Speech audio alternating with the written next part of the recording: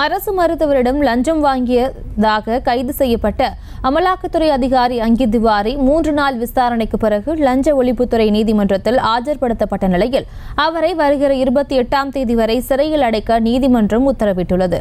இதுகுறித்த மேலும் விவரங்களை எமது செய்தியாளர் பிரேம்குமார் வழங்கிட கேட்கலாம். பிரேம்குமார் வணக்கம். மேலும் விவரம்.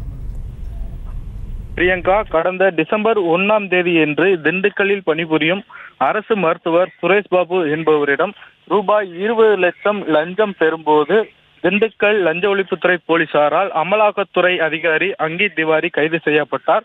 அதனைத் தொடர்ந்து அவரிடம் விசாரணை மேற்கொள்ளப்பட்டு திண்டுக்கல் தலைமை குற்றவியல் நீதிமன்ற நீதிபதி முன்பு ஆஜர்படுத்தி இந்த மாதம் 15ஆம் தேதி வரை நீதிமன்ற காவலில் அடைக்க நீதிபதி உத்தரவிட்டார்.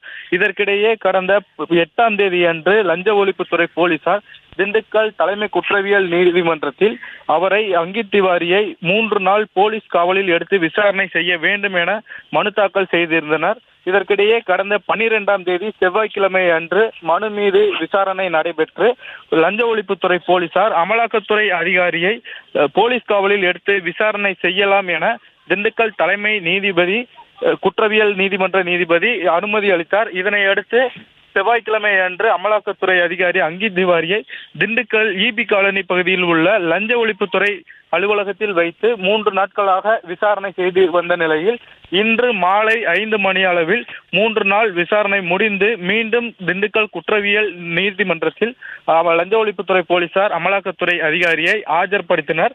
அப்போது அமலாக்கத்துறை அதிகாரியிடம் நீதிபதி அவர்கள் தங்களுக்கு விசாரணையின் போது ஏதேனும் துன்புறுத்தல்கள் போலீசார் செய்தனரா என்ற கேள்வியை முன்வைத்தனர்.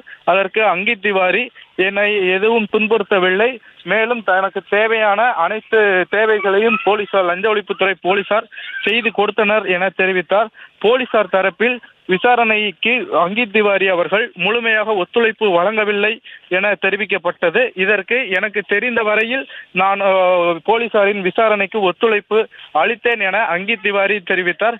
இதனை அடுத்து வருகிற 28ஆம் தேதி வரை நீதிமன்ற காவலில் அமலாக்கத்துறை அதிகாரி அங்கித் திவாரியை அடைக்க திண்டுக்கல் தலைமை குற்றவியல் நீதிமன்ற நீதிபதி உத்தரவிட்டுள்ளார். பிரியங்கா, செய்திகளை உடனுக்குடனும் துல்லியமாகவும் தெரிந்து கொள்ள சப்ஸ்கிரைப் பண்ணுங்க.